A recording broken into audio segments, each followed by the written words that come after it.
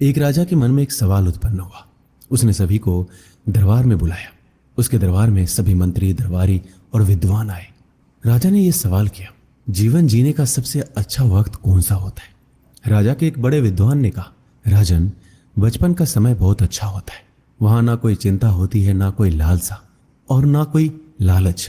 सब बहुत ही निर्मल मन से होता है। अतः जीवन जीने का सबसे अच्छा समय बचपन का ही होता है। तो दूसरे विद्वान ने कहा, युवा अवस्था जीवन जीने का सबसे अच्छा समय होता है, जहां आपके शरीर में शक्ति होती है, जहां आप जो चाहे कर सकते हैं। आप वीरता और शौर्य से भरे रहते हैं और उस समय आप इस दुनिया की ज्यादा से ज्यादा वस्तुओं का उपभोग करने में समर्थ होते हैं।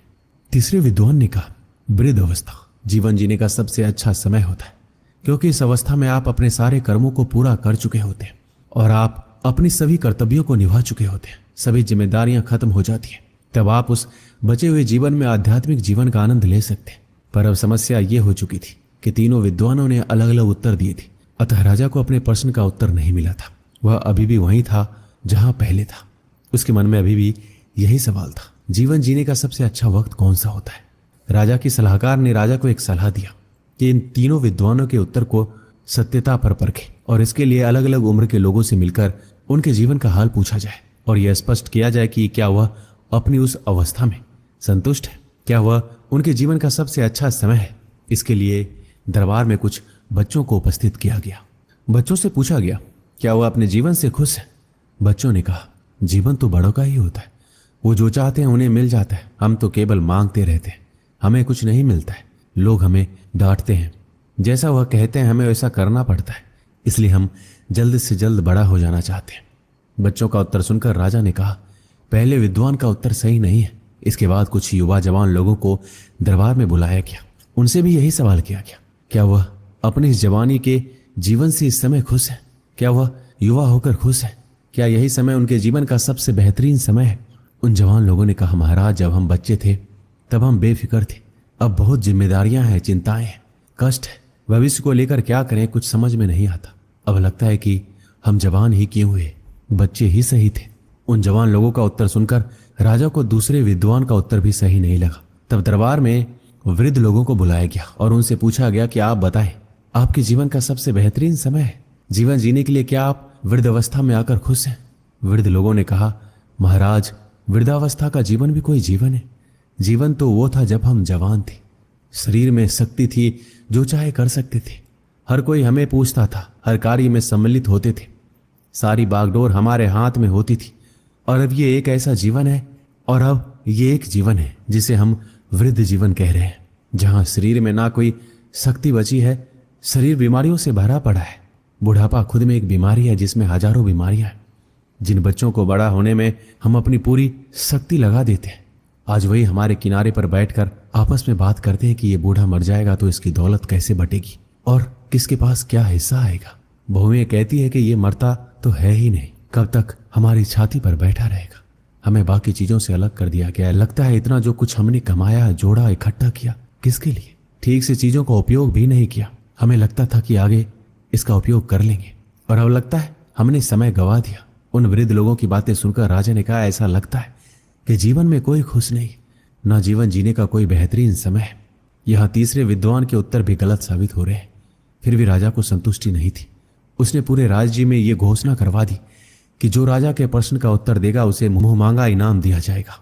उत्तर से संतुष्ट ना होने पर उत्तर देने वाले को 10 कोड़े भी लगाए जाएंगे।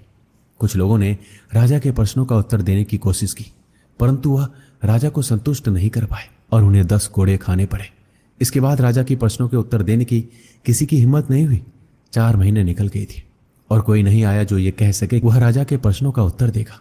पर एक दिन एक बहुत ही बूढ़ा व्यक्ति राजा के दरबार में उपस्थित हुआ। वह व्यक्ति ठीक से चल भी नहीं पा रहा था। वह लाठी के सहारे से धीरे धीरे चलता हुआ दरबार में पहुंचा और उसने कहा, महाराज, मैं आपके सवाल का जवाब दूंगा, पर मेरी एक शर्त है।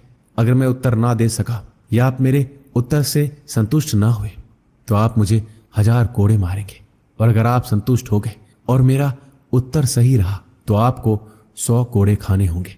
राजा ने कहा, अरे तुम तो 2 कोड़े लायक भी नहीं हो, तुम तो 1 कोड़े में ही दम तोड़ दोगे। बूढ़े व्यक्ति ने कहा, कोई बात नहीं राजन, लेकिन जब तक 1000 ना हो जाए आप ना रुके। राजा सोच में पड़ गया।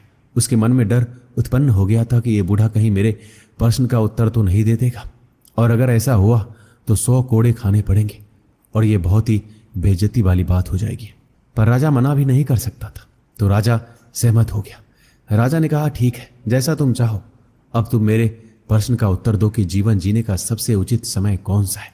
राजा के प्रश्न को सुनकर वह बूढ़ा बहुत जोर से हंसा। टूटी फूटी खांसती हुई हंसी दरबार में गूंज गई। बूढ़े ने कहा, राजन, मैंने बचपन जी लिया, जवानी जी ली, वृद्धावस्था भी जी रहा हूं। मुझे अपने पूरे जीवन में कभी ऐसा नहीं लगा कि जीवन जीने का कोई ऐसा समय है जो सबसे बेहतर हो। हर समय, चाहे वो बचपन हो, जवानी हो या वृद्धावस्था हो, सारे समय व्यर्थ और बेकार ही गुजरे। और इसका आभास अब जाकर मुझे हुआ है जब मैं मृत्यु के बिल्कुल करीब हूं।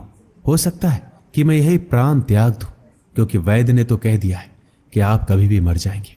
परंतु मेरे अपने बच्चे भी चाहते हैं कि मैं जल्द से जल्द मर जाऊं, ताकि उनका मुझसे पीछा छूट जाए और उन्हें मेरी संपत्ति मिल जाए।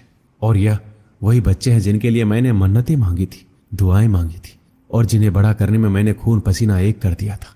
कल रात जब मुझे मौत लेने आई और लगभग वो मुझे लेकर जा चुकी थी, फिर भी ना जाने क्या सोचकर मुझे छोड़ दिया।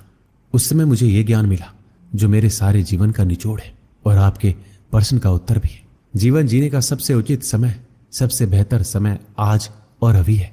जिसने इस आज और अभी को गवा दिया, उसने जीवन भी गवा दिया। राजन, कल की ना सोचो, आज काफी है जीवन जीने के लिए। उस बूढ़े की बात सुनकर दरबार में सन्नाटा छा गया।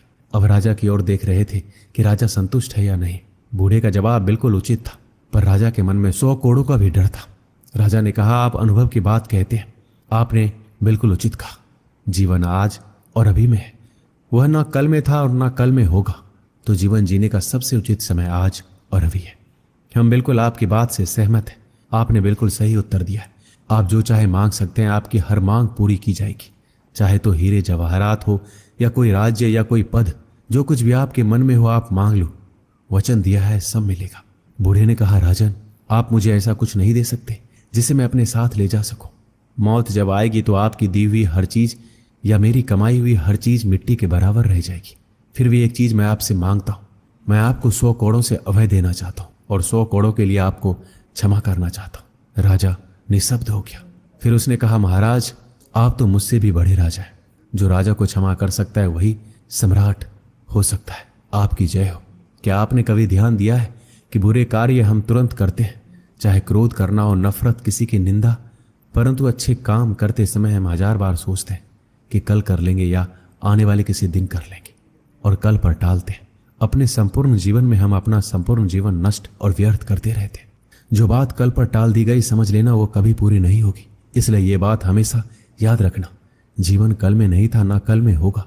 जीवन आज में है, अभी में है। जो आज और अभी में जीते हैं वह हर दिन एक संपूर्ण जीवन जीते और उनके हर कार्य पूरे होते हैं। दोस्तों, इस वीडियो में बस इतना है। मिलते हैं अगले वीडियो।